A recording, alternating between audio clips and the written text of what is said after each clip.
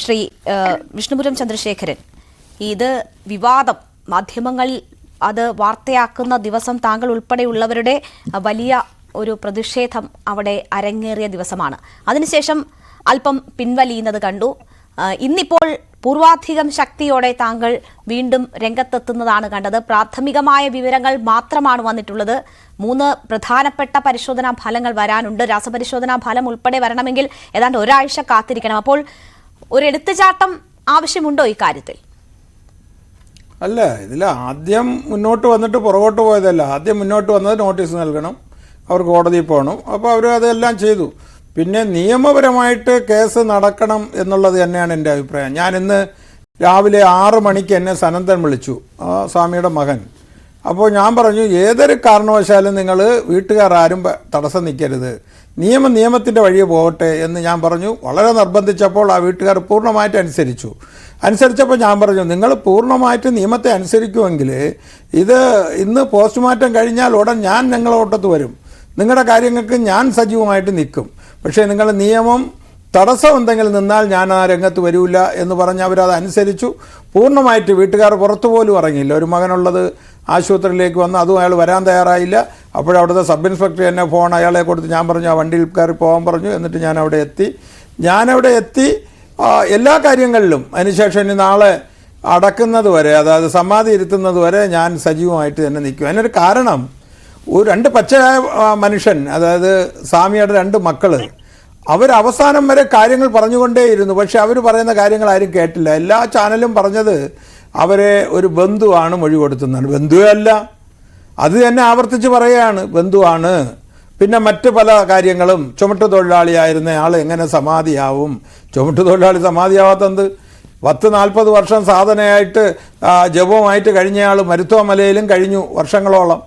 അതൊരു പാവപ്പെട്ടവൻ എന്നുള്ളൊരു സത്യമുണ്ട്. പിന്നെ ഇത്തിരിയും ആളുകളും ചാനലും ഒക്കെ കൊത്തിക്കീറിട്ട് 2 മക്കളും പറഞ്ഞെടുത്ത് തന്നെ നിന്നു, സത്യം തന്നെ പറഞ്ഞു. ഞാൻ ഈ പോസ്റ്റ്മോർട്ടം നടന്നുകൊണ്ടിരുന്നപ്പോൾ ശ്രീ താങ്കൾ ഇത് സത്യമാണ്, മക്കൾ പറഞ്ഞത് സത്യമാണ് എന്ന ഒരു നിഗമനത്തിലേക്ക് എത്തുന്നത് എങ്ങനെയാണ്? അതാണ് ഞാൻ പറഞ്ഞത്. പ്രാഥമികമായ വിവരം മാത്രമേ പുറത്തു വന്നിട്ടുള്ളൂ. അവർ പറഞ്ഞതുപോലെ ഭസ്മമൊക്കെ ഇട്ട് സമാധിയാക്കിയ നിലയിൽ ആ മൃതദേഹം കണ്ടെടുത്തു എന്നതിനപ്പുറം യാതൊരു സ്ഥിരീകരണവും വന്നിട്ടില്ല.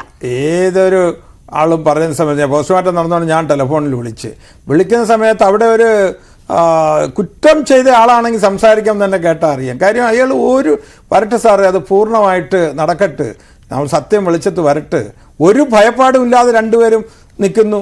അമ്മ ഓം നമഃശിവായ എന്ന് പറഞ്ഞ് തന്നെ നിൽക്കുന്നു. ഒരു കുറ്റം കൂടി ഉണ്ടെങ്കിൽ പോലീസ് വരുമ്പോൾ സംസാരിക്കുമ്പോഴെല്ലാം ഒരു പതർച്ചയുണ്ടാവും. അവർക്ക് ഈ ചാനലിലും ചർച്ചയിലും ഒന്നും പങ്കെടുത്ത പരിചയമൊന്നുമില്ല. ആ ഒരു പാവപ്പെട്ട കുടുംബം അവിടെ നിന്ന് ചോദിക്കുമ്പോൾ ചാനലിൻ്റെ ചോദ്യമല്ലേ, അമ്മ ഒന്ന് പറയും, ഓ ഒന്ന് പറയും, അവർ ചോദിക്കുന്നതിനൊക്കെ മറുപടി പറയും.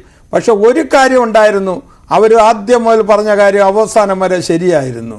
അതിനെ ഉൾക്കൊള്ളാൻ ഞാൻ ഈ സമാധി എന്നൊക്കെ പറയുമ്പോൾ ഈ ചുമട്ടുതൊഴിലാളി സമാധി ആയതുകൊണ്ട് അതിന് അർത്ഥമില്ല. പക്ഷെ ഒരു വലിയ ആളിന്റെ വീട്ടിലാണ് ഈ സമാധി നടന്നെങ്കിൽ ചെറുപ്പമോ മതമോ ജാതിയോ ഒക്കെ കൂട്ടിക്കലർത്താൻ ശ്രമിക്കുന്നത് ആരാണ്? നിങ്ങളെപ്പോലുള്ളവർ മാത്രമാണ്. മാധ്യമങ്ങൾ എന്താണ് സംഭവം എന്നത് റിപ്പോർട്ട് ചെയ്യുക മാത്രമാണ് ചെയ്തിട്ടുള്ളത്. നോക്കൂ, അവിടെ ഒരു മരണം സംഭവിച്ചു, അവിടെയെന്നല്ല എവിടെ ഒരു മരണം സംഭവിച്ചാലും അതിൽ പരാതികൾ ഉണ്ടെങ്കിൽ നടക്കേണ്ടുന്ന സ്വാഭാവികമായ നടപടിക്രമങ്ങൾ മാത്രമാണ് ഇവിടെ നടന്നിരിക്കുന്നത്.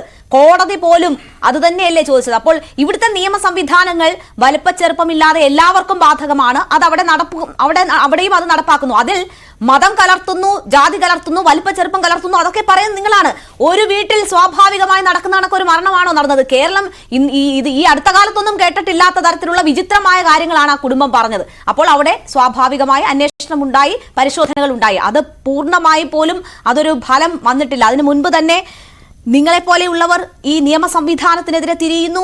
ഒരു പാവം മനുഷ്യന്റെ ശരീരമെടുത്ത് വികൃതമാക്കി ഈ ആൾക്കാർക്കെതിരെ നടപടി വേണം എന്നൊക്കെയുള്ള ആവശ്യങ്ങൾ ഉന്നയിക്കുകയാണ് ഇപ്പോഴും കുടുംബം. സത്യമായിട്ട് പാവമായതുകൊണ്ടല്ലേ ഇതൊക്കെ സംഭവിച്ചത്. നിയമം നടക്കട്ടെ, ആരെങ്കിലും തടസ്സപ്പെടുത്തിയോ? ഞങ്ങളൊന്നും ഈ പോസ്റ്റ്മോർട്ടം കഴിച്ച് പൂർണ്ണമായി എന്ന് പറയുന്നത് വരെ രംഗത്ത് വന്നില്ലല്ലോ. അത് നിയമപരമായിട്ട് എല്ലാ കാര്യങ്ങളും നടക്കണമെന്ന് തന്നെയാണ് ആഗ്രഹിച്ചത്. അത് സ്വാഭാവികമായിട്ട് ഒരുപാട് കാര്യങ്ങൾ തെറ്റിച്ചു എന്നുള്ളതാണ്. ഒരു പാവത്തിൻ്റെ വീട്ടിൽ കാര്യങ്ങൾ നടന്നു എന്നുള്ളത് കൊണ്ടാണ് കുറച്ച് ആളുകൾ കുറ്റപ്പെടുത്തിയത്. ശ്രീ വിഷ്ണുപുരം ചന്ദ്രശേഖരൻ, താങ്കൾ എന്തുകൊണ്ടാണ് ഇങ്ങനെ പറയുന്നത് അറിയത്തില്ല. ഈ അടുത്ത ദിവസങ്ങളിലായി നടന്ന നമ്മുടെ കോടതിയിൽ നടന്ന വ്യവഹാരങ്ങൾ നോക്കിയാൽ നോക്കൂ, ബോബി ചെമ്മണ്ണൂർ എന്ന് പറയുന്ന വ്യവസായിയോട് എന്താണ് കോടതി എടുത്ത സമീപനം എന്നത് താങ്കൾ കണ്ടതാണല്ലോ. പണം ഒന്നിനും ഒരു തടസ്സമല്ല എന്നത് താങ്കൾ കണ്ടതാണല്ലോ. അതിനുശേഷമാണ് താങ്കൾ വന്ന് ഇവിടെ ഈ ഒരു പാവപ്പെട്ടവന്റെ വീടായതുകൊണ്ട് മാത്രം ഇങ്ങനെ നടന്നു എന്ന് പറയുന്നത്. അതിനകത്ത് എന്താ അർത്ഥമെന്ന് എനിക്കറിയില്ല. ഞാൻ താങ്കളിലേക്ക് തിരിച്ചെത്താം. ഇപ്പോൾ